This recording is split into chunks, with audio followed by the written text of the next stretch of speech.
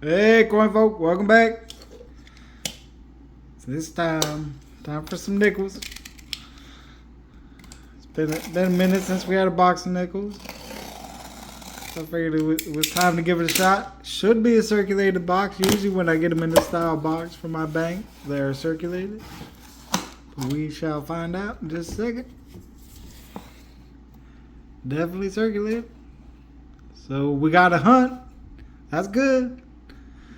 Better than the dime boxes I've been getting. So let me jump in. I think I'm gonna stop for a minute and take a look at the new cherry pickers. Not that one, but the one with nickels in it.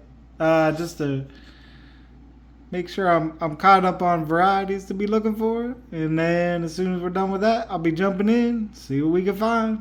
Alright folks. So we're just on roll 2 here, and it's not a super old, but this is an absolutely gorgeous 1962. I don't know if somebody recently busted it out of a mint set, or somebody cleaned out an album, one or the other. But so hopefully we might run into some more similar type coins in this box. That'd be a welcome sign. But just figured I'd stop and bring you in for that one. Pretty cool find. Just nicest 1962 nickel I've ever seen, that's for sure. But we're gonna jump back in and see what else we can get. Alright folks. So working through roll 4 here, and definitely not as nice as the last one we looked at. Pretty beat up. Got some pretty good scratches on the offers and reavers, but we got a 1941. Haven't had many old ones at all. I've had a couple from the 60s, and that's about it. So that's by far the oldest we've had from the hunt so far. So we'll set that aside. More likely just send her back out there, as rough as she is. But anyways, let's jump back in and see what else we can get. So this box is definitely producing a little more results than my last couple of $50 boxes. We're on roll 5 here, and I pulled this one out just because the edge looked different. And it's actually an older proof, a 1964 proof. In pretty darn good shape. Can't have been in circulation for very long, that's for sure. Got a little scuffiness to it, but overall in really good shape. I did check, unfortunately, it's not the triple dry offers. It looks like there might be some minor doubling. Let me throw it under the scope here. Where are we at? Where did I see it at? Maybe on the R there and the B. But there's all kinds of minor double dyes on the 64 proof. But the one you really want, you see it down here. It really stands out on the states. The both T's and A kind of really jump out, and the S's too. But still pretty cool find, just to find an older proof in circulation. Nice to have a proof without having to cut open a set, because I can't ever talk myself into doing that. But we're gonna jump back in and see what else we can find. So we're on roll 6 here and got our first coin out of the 50s. 54 Denver. And then this same roll gave us this guy over here, if I can grab him. Another 1964, not the proof this time, but it's just a really nice example of a Denver stripe. If I flip it over here without getting it all fingerprinted up, it's in pretty good shape.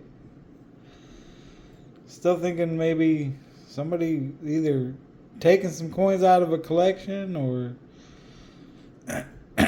just turning stuff into the bank. I'm not real sure. But so we had that 64 proof, and then this nice 64 Denver. So some pretty cool finds. So we're gonna jump back in and see what else we might get. So working through roll 7 here, and we come across an offers facing 39. So afraid I bring you in for the flip. Let's see. Could be a key date. Could be an awesome double die reverse. It's a Philly. Focus.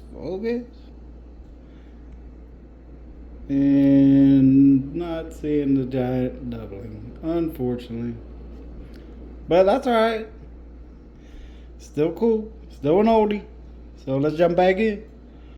So roll 8 yielded a few older cents. Nickels here. We got a 49 and a 56 at a Philly. And then we got this 54 Denver. None of them in particularly good shape, but a little bit older. So figured I'd bring you in, show you those. And we're going to jump back into the next roll. So we just wrapped up the first 10 rolls of the box. And we got 3 more older ones here. They're all Denver. A 1940, a 46, and a 56. Again, not in the best shape, but just a little bit older. So that's it for the first 10 rolls. Jump into some more. So working through roll 20 here, we got a couple more older ones.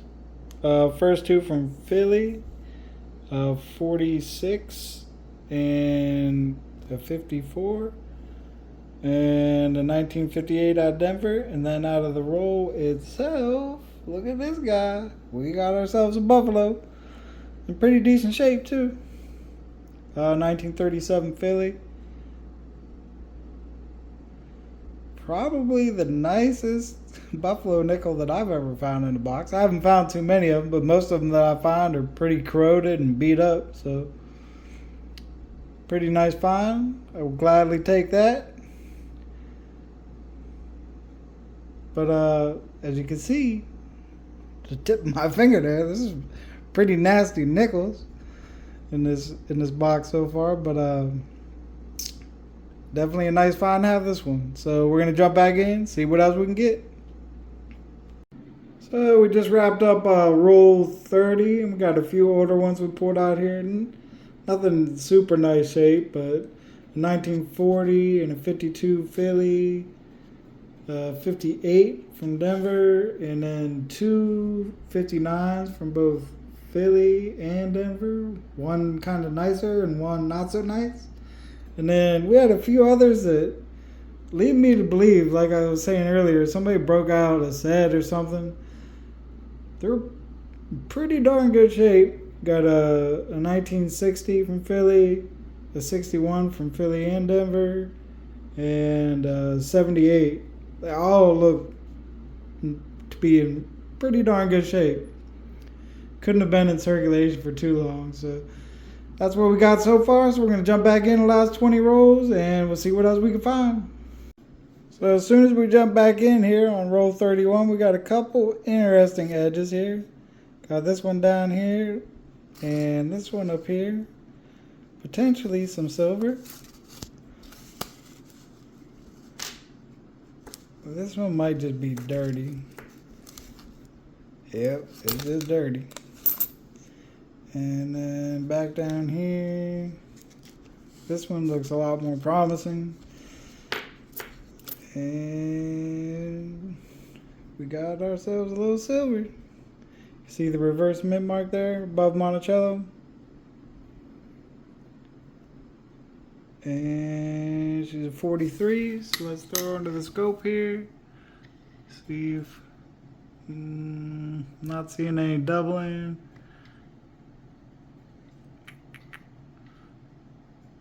Definitely circulate. But not too shabby. Little piece of silver is more than we've been finding in our $50 boxes, so we will take it. Alright folks, I'm going to jump back in, see what else might be in there. So we just wrapped up row 35 here, and I stopped just because we got a few to take a look at. Didn't want to pile up too much more here before we stopped. Got this one under the scope. It's a 2020 Philly with a nice sized little beehive dye chip on the side of the building back here. I've had a few smaller ones as we've been hunting here, but that one's pretty decent size, so I figured I'd bring it in and show you that one. And then we got a 2021 Philly with a decent little strike through on the obverse here, down by Liberty and the Date. It's kind of funky looking. I don't know if that's possibly even just a tiny bit of the grease left over, it's a little mint goo left over on it, but or maybe it's just got something else on it, but you can definitely tell it's been struck through. Then we got had a few older ones here. Got a 40 and a 41 out of Philly, and then 57 out of Denver, I believe it was. Yeah. And then we got another kind of nicer older one that pulled out here. Got a 58 out of Denver. It's in pretty good shape. And then we got a couple proofs. First one's a little more modern and definitely been in circulation for a minute. It's 2006. You can definitely tell it in the fields that it's been out there for a bit. It's a little scratched up, scuffed up, but you can definitely tell it's still proof. And then we got another slightly older proof that's in fairly decent shape. A 71. Unfortunately, it's got the mint mark on it. And it's not the DDR either. But it's got some scuffs on it, but it's in fairly decent shape. Better than that 2006, so it hasn't been out in circulation for too long. But that's it on that. You can see the ceiling fan like twirling around in the fields. It's gonna hypnotize people.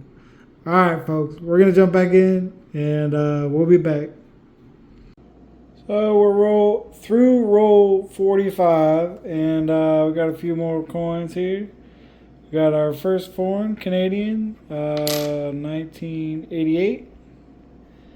A couple more from the 50s, 55 and a 56, both out of Denver, and both with some unfortunate reverses. 55's got a little bit of Ring of Death going on, and 56 just got a pretty nice size scratch right through Monticello, unfortunately. And then we got three more from the 60s. All Denver, and all in pretty good shape.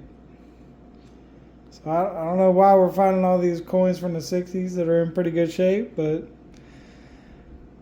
not a bad little album starter. So I'll add them to the coins that I've set aside through hunts, and eventually one of these days I'm going to get myself an album and actually start one. But for now, we'll just keep them safe in the tube and jump back in. So we wrapped up the last 5 rolls here and just got a few more older coins. Got 40, 46, and 50 all out of Philly. Got a couple Denvers, 54 and a 58, and one San Francisco, 1947. And then we had one last super nice 1964. It's probably not going to show up here, but it's got kind of some deep toning to it, like almost like a bluish steel color. Kind of cool. I don't know why we had so many of these 64s in this box that were just in better shape. Somebody must have just had some sitting aside, I guess, maybe for a while and let them go or what. I'm not real sure, but this one's pretty cool looking. But overall, can't be mad about that box. We had quite a few older ones, some nicer older ones, a buffalo, a silver, some proofs, even some older proofs. So could have hoped for a little more in the error and variety section, but otherwise not too bad. So that's gonna be it for this one, and we'll see you when we see you next. Later, folks.